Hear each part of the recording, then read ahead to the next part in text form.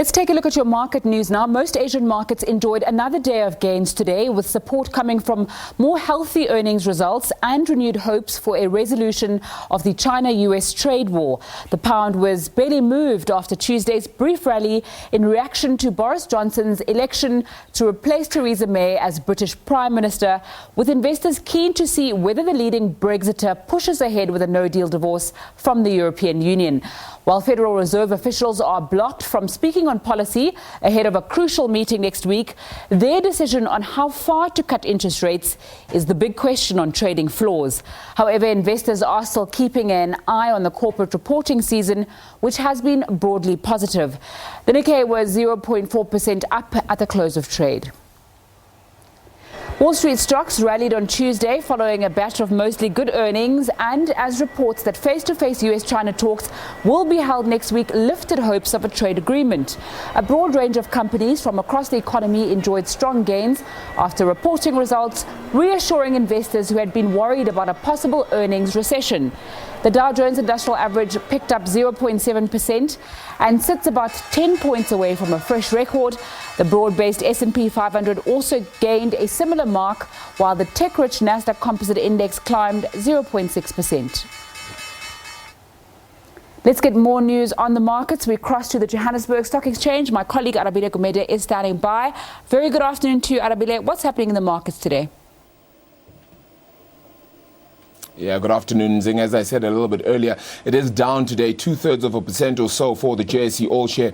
A bit of a slip up, I suppose, if you want to call it that, with some company earnings as well coming through. A bit of negativity filtering through, not necessarily coming through from the likes of the Asian market, which certainly did have some cautious optimism by close of trade as well. Then today, as you noted, even the United States, those markets headed to record high levels again, so maintaining their bullish run on that front too. But a quick look at just how things are faring, I suppose, on the European front. The FTSE 100 and the CAC 40 out in France, both going down quite substantially as well today, while the DAX in Germany has managed to gain a touch around 0.4% there. So a much better picture when it comes to the European market. But as I said, locally things aren't faring too well, 2/3% down and below that 58,000 point mark again for the JSE All Share. Now, you will have noted that there's some breaking news with regards to Nissan as well. 10,000 job cuts being heralded there as a sentiment coming through. Of course, that would include the 4,800, which they mentioned not so long ago in the month of May, saying they will cut 4,800 jobs. Now it's going to double that to just over 10,000 jobs. So it's certainly bound to hurt the industry. And what does it mean? We'll perhaps see in the days to come. But let's unpack the market picture with things like inflation, company news as well coming out as well. Let's unpack some of that now. We have Gary Boyson from Vestag, rather from Rand Swiss, should I say. My apologies there, who joins us as well. Thank you so much for the time then, Gary. 0.6%, should I say, down for the All Share today. Is there a sentiment here where we're trading on our own somewhat? You have the rest of the market sort of, headed in positive territory, or is there perhaps just something else at play here? Yeah, so I think it's lower volumes overseas. We still very much trade in tandem with what overseas markets are doing. So if you look at the S&P volumes last night, we're still about 20% below the 1 year average. So this is Northern Hemisphere summer, so we've got a lot of the overseas, I suppose, traders and big institutions on holiday and leave. So that's taking some of the volume out, and I mean that's why maybe this time of year you don't get quite the same sort of correlation in prices, and price discovery is not necessarily as good as it perhaps is at other times of the year. But overall, are we diverging from the international markets? We have been, on a fundamental basis for a long time now. I mean, if you look at the US markets, they've been in bull market territory. They a touch of record highs. South Africa has gone through a period of very, very subdued equity market growth. Yeah. But overall, down on the day, I wouldn't read too much into it. Okay, well, fair enough. In terms of company news, though, you had the likes of AECI, the chemicals company. They're not the biggest ones to, they don't shoot the lights out with regards to, how you'd look at them. They're not ones that you'd always look into the market and say, I particularly want that stock. But quite interesting with regards to their earnings picture as well, then having just come out for the interim period. Yeah, so AECI is a chemicals and fertilizer business, and chemicals and fertilizer business, as well as explosives. So they're very reliant on the mining sector, and especially also growth into Africa. So I think while the sentiment around South Africa has been so subdued, this is perhaps one of those companies that just gets overlooked. The market, it is up today. I mean, that's on the back of guidance. The headline earnings were down around 20%. So it was difficult, but I think the market really focusing on the revenue line. So they did a couple of acquisitions last year, buying much else, asphalt and another business. And you look at the revenue line up 14%, partly for those acquisitions. But I think what maybe encouraged the market around the results today is that they've also increased their dividend by 5%. So the company obviously feeling that they have the ability to return money to shareholders, that the operating environment that they're in doesn't require them to hoard that much cash. I think that also is optimistic for the business. Yeah. Okay. Well, we did have some economic news as well come out, and the likes of the IMF bringing out growth targets there. It's the fourth time since October that the IMF has cut its growth forecasts for the globe, now expecting 3.2% for this year and around 3.5% for next year, both a cut of 0.1 percentage point. That does tell you the fears and the reasons why central banks are sort of looking towards cutting interest rates, doesn't it? Certainly. I think the concerns are widespread, and it's not just the IMF that are saying that global growth is going to slow down. And part of this is because of the dispute that we're seeing among the world's two biggest economic powers. If you see tariff barriers increasing, not just between the US and China, across the globe, this will have a massive impact on global economic growth. We can see via the various rounds, the Doha round, etc., where they've lowered tariff barriers over the last couple of decades. That has led to an enormous amount of prosperity. To reverse that is going to subdue global growth. The move for central banks to start stimulating the economy again is a dangerous one, because if there are real fundamental gains to be made by having a free movement of goods and services. Just making monetary policy looser, which is lowering the cost of capital essentially for businesses, doesn't necessarily create the right type of growth. It doesn't create better efficiencies. So you can easily get what's called an allocative skew, and that is in itself dangerous. So the IMF downgrading growth, I think that's totally to be expected, but I read one of the comments this morning saying that everyone has planned for lower growth already, and the storm clouds are on the horizon, but the storm hasn't yet come. So we're kind of in a situation where everyone's expecting the global growth to decrease. Central banks are poised; they've got the umbrella out and waiting for that storm.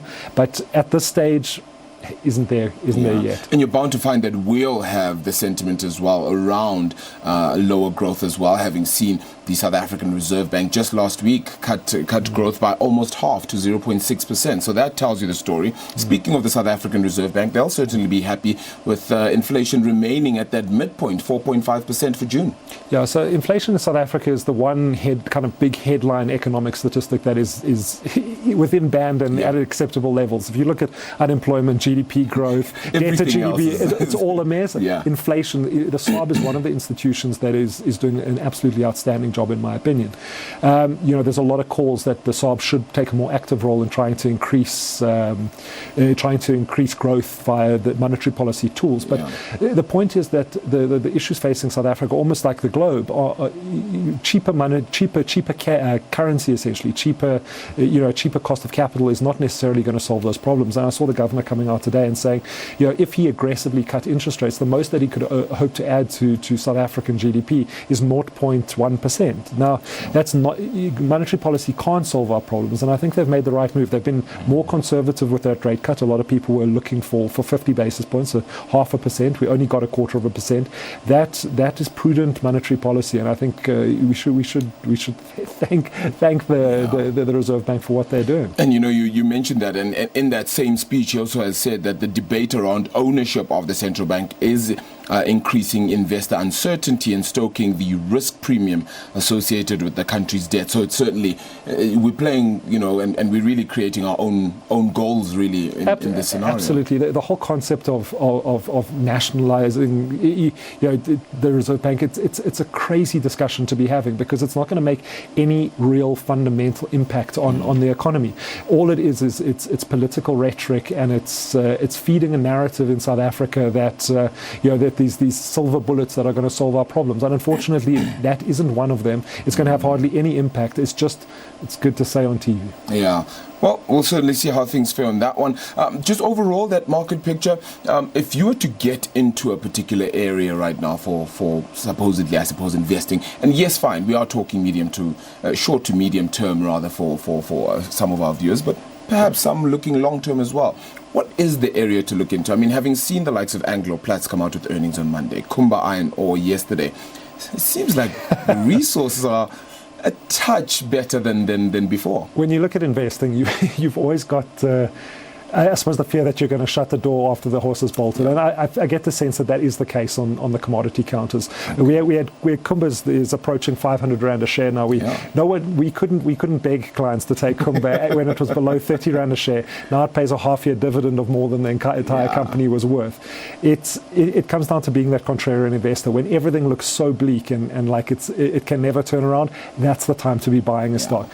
Yes, absolutely, these commodity companies, Kumba, Amplats, both fantastic set of results, largely on increased commodity prices.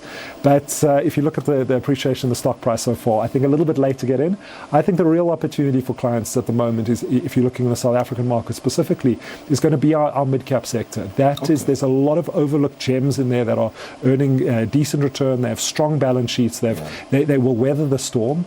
And I think a lot of the international and the private equity firms are recognizing this, exactly what we saw with Pioneer Foods on Friday. Yes. Getting companies like PepsiCo are obviously seeing the value in these businesses. The what you call the smart money is recognizing it. And unfortunately, the man on the street, the investors that are sitting with their stockbroking accounts looking to pick up some deals, they're chasing the exciting stocks when the real value, it's there, but you got to be patient. You've got to wait. Get the right person to give you that advice. Perhaps Gary Boyson is the man for you. Why not? Certainly an interesting discussion there, and perhaps looking at that market picture, certainly trying to find the right place to invest your money is quite key, and perhaps relook at that portfolio. What is it that perhaps works for now, and what could be a hidden gem in your portfolio? So a negative turnout for the JSE All Share this afternoon, but not necessarily much to write home about, so says Gary Boyson. But indeed, the Rand sitting stable at around 13.89 or so as well against the US dollar. From me, that's where the buck stops. We go back to Nzinga right after this. Do stay tuned.